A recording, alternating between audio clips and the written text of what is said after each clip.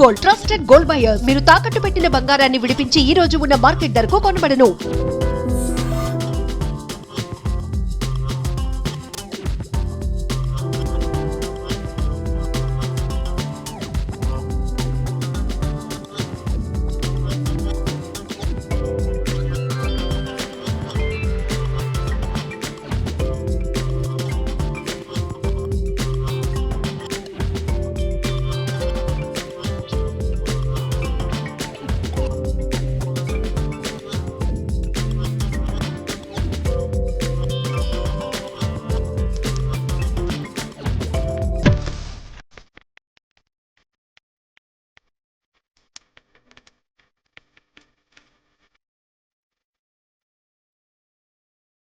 అరకు అందాల గురించి ఎంత చెప్పుకున్నా తక్కువే.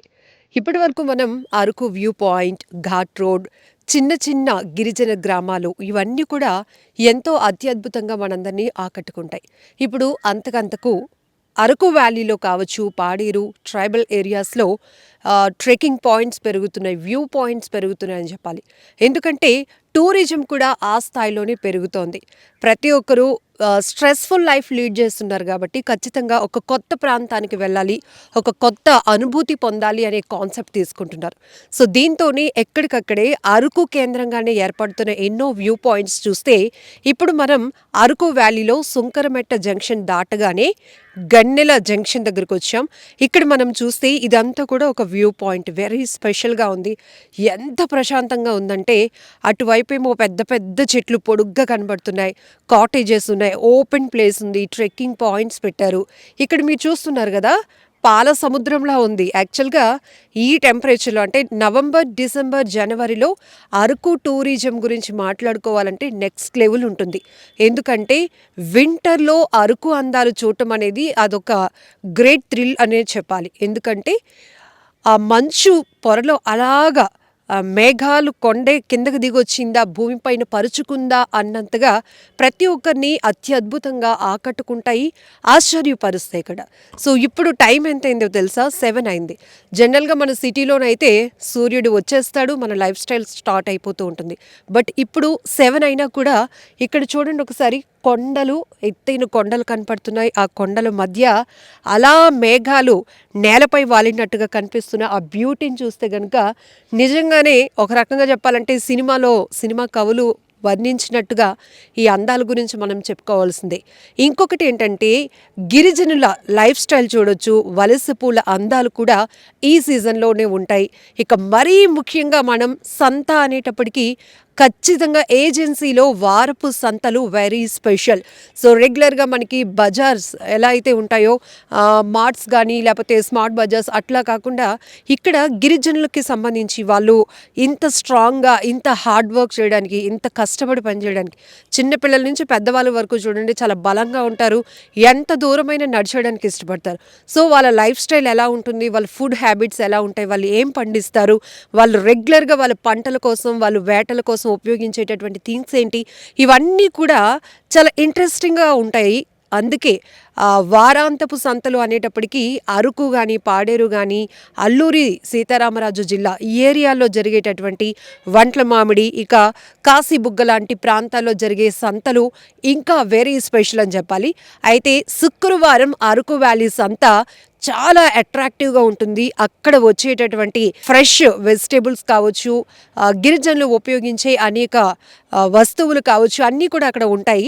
దాంతోపాటు ఎట్లా చెప్పాలి అంటే ఇప్పుడు మనం ఒక బ్రాండ్ తీసుకున్నాం అనుకోండి, ఆ సేమ్ మనం యూస్ చేసే ఆ బ్రాండ్ వస్తువు అక్కడ చాలా చీప్‌గా దొరుకుతుంది. కానీ అదే పేరుతో దొరుకుతుంది కానీ అది కాపీ పేస్ట్ లాగా ఫేక్ బ్రాండ్స్ కూడా. అంటే చూడండి ఎంత అమాయకత్వమో, వీళ్ళు అది ఏంటి అని తెలుసుకోలేరు. కానీ అదే ఎక్కువ అని ఫీల్ అయ్యేలాగా ఉంటుంది. సో కొద్దిపాటి డబ్బులకు కూడా వాళ్ళు కావాల్సిన సరుకులు కొనుక్కొని వెళ్తూ ఉండటం, వాళ్ళు తెచ్చి పండించే వస్తువులు అమ్మటం, ఇదంతా కూడా ఒక గ్రేట్ కల్చర్. సో ఇప్పటికీ కూడా ఒక హిస్టరీ అంటే మనకి తెలియలేనటువంటి ఒక కల్చర్ కానీ లేకపోతే తెలియలేనటువంటి ఒక సబ్జెక్ట్ అంటూ కనుక ఉంది అంటే ఖచ్చితంగా మనం అలా కొంత టైం స్పెండ్ చేసి ఇట్లాంటి ఏజెన్సీస్కి వచ్చేయాల్సిందే. సో ఇప్పుడు మనమైతే గన్నెల జంక్షన్లో ఉన్నాం. జస్ట్ మీరు అరకు వ్యాలీకి సుంకరమెట్ట జంక్షన్ క్రాస్ అయిన వెంటనే రైట్ సైడ్లో వాటర్ ట్యాంక్ ఉంటుంది, బ్రిడ్జ్ లాగా మీకు ఒక వ్యూ పాయింట్ ఉంటుంది. సో వంజంగి, మేఘాలకొండ ఇవన్నీ ఆల్రెడీ మనం ఎస్టాబ్లిష్ చేసేసాము, ఎందుకంటే అక్కడ హిడెన్ వ్యూ పాయింట్స్ అవన్నీ. సో ఇప్పుడు కూడా ఇది ఒక కొత్త వ్యూ పాయింటే. ఇప్పటికి చూడండి సన్ రైజ్ ఒకవైపు అలా జరుగుతూ ఉంటే అక్కడ వెలుగుగా ఆ కొండ మీద కనపడుతుంది. ఇంకొక వైపు ఈ ఎండకి ఆ మేఘాల్లాగా అలముకున్న పొగ మంచు కాస్త వీడిపోతూ ఉంది. సో అవి అలా ఆవిరైపోతున్నట్టు కనపడుతున్న ఆ దృశ్యాలు. ఇంకా ఎగ్జాక్ట్లీ ఈ బ్యూటిఫికేషన్ ని వర్ణించాలంటే జగదేక వీరుడు అతిలోక సుందరి సినిమాను గుర్తు చేయాల్సిందే. అవి సెట్స్ అయితే ఇది రియల్ అన్నమాట. సో అందుకే నేచర్లో ఉన్న వండర్ని మనం ఇలా చూసి ఆస్వాదించి ఒక కొత్త అనుభూతి పొందాలంటే ఈ సీజన్లో డిసెంబర్, జనవరి, నవంబర్ ఈ 3 months మాత్రం 100% ఇక్కడికి వచ్చేస్తే కనుక ఒక కొత్త ఎక్స్పీరియన్స్, ఒక గ్రేట్ ఎక్స్పీరియన్స్ మనం చూడొచ్చు. సో ఇప్పుడు మనం ఒక 1/2 hour నుంచి దాన్ని అబ్జర్వ్ చేస్తూ ఉంటే చూడండి. సో అలా అలా అలా సూర్యుడి వెలుగుకి ఆ కాంతికి ఆ మేఘాల్లో అలముకున్నటువంటి ఏదైతే మంచు దుప్పటి అని అంటుంటా కదా అది అలాగా వీడిపోతుంది. సో ఇప్పుడు ఆ మంచు లోపల నుంచి ఆ చెట్లు మనకి కనపడుతున్నాయి. మీరు జస్ట్ అబ్జర్వ్ చేస్తే కనుక స్క్రీన్ పైన. సో ఇంతకు ముందంతా ఈ పాయింట్లో మనకి చెట్లు ఉన్నాయన్న విషయమే తెలియదు, కానీ ఇప్పుడు ఆ మంచు అలా అలా అలా అలా కరిగిపోతూ ఉంటూ ఆ మధ్యలో ఉన్నటువంటి చెట్లన్నీ మనకి కనిపిస్తున్నాయి. ఎత్తైన కొండలు, లోయలు, మధ్య మధ్యలో చిన్న చిన్న గిరిజన గ్రామాలు, ఘాట్ రోడ్లు.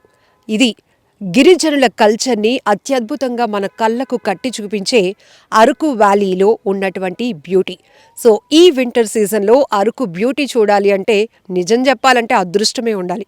ఒక రకంగా ఎముకలు కొరికే చలిలో కూడా ఈ బ్యూటిఫికేషన్ ఎంత అత్యద్భుతంగా ఉంటుందంటే జస్ట్ మీరు ఒక్కసారి నా బ్యాక్గ్రౌండ్లో ఉన్న ఆ లుక్ వేయండి. సో ఎత్తైన కొండలపైన అలా మేఘాలు నేలపై వచ్చి వాలితే అది మేఘాల కొండగా మారినంత అత్యద్భుతంగా కనపడుతోంది. బట్ మీరు అనుకున్నట్టు ఇది మేఘాల కొండ వ్యూ పాయింట్ కాదు. ఇంకొక రకంగా చెప్పాలంటే అరకుకి టూరిస్టులు పెరుగుతున్న కొద్దీ కొత్త కొత్త వ్యూ పాయింట్స్ కూడా వస్తున్నాయి. సో అరకు వ్యాలీలో సుంకరమెట్ట జంక్షన్ దాటిన వెంటనే గిన్నెల జంక్షన్ దగ్గర ఉన్నటువంటి ఈ వ్యూ పాయింట్ని ఒక్కసారి చూస్తున్నారు కదా. సో ఇప్పటి వరకు నేను కూడా చుట్టూ కొండలు ఉన్నాయి, ఆ మేఘాలలాగా పొగమంచు కప్పుకుంది అనుకున్నాను. కానీ ఒకవైపు ఆ సూర్యుడు అలా ప్రకాశిస్తూ ఉంటే ఆ వెలుగుకి ఆ మేఘాలు కాస్త, ఆ మంచు కాస్త కరుగుతూ ఆ మంచు దుప్పటి కింద ఉన్నటువంటి ఆ చెట్లు ఒక్కొక్కటి బయటపడుతుంటే నిజంగా ఈ బ్యూటీని చూడడానికి 2 కళ్ళు సరిపోవు అన్నట్టుంది. ఖచ్చితంగా చెప్పాలి, సినిమా సెట్లు వేరు, రియల్ లైఫ్లో ఉన్నటువంటి ఈ అరకు బ్యూటీ వేరు. నిజంగా ప్రస్తుతం ఉన్నటువంటి సమాజం దేనికి ప్రయారిటీ ఇస్తుంది? ఆర్థిక సంబంధాల చుట్టూ మాత్రమే తిరుగుతుంది. మళ్ళీ ఎన్నికలంగానే చాలా విరక్తి కలుగుతాను. మంచి అనిపిస్తుంది కదా, లేడీస్ కూడా ఛాలెంజింగ్ జాబ్స్ చేసినప్పుడు చాలా బాగుంటది. ట్రాఫిక్ అసిస్టెంట్స్ గా నియమించిన ట్రాన్స్జెండర్స్ అందరితో సాల్యూట్ చేయించుకుంటున్నారు. ఫుడ్ డెలివరీ ఇవ్వటానికి వెళ్ళినటువంటి డెలివరీ బాయ్ అనిల్ పై కళ్ళ ముందు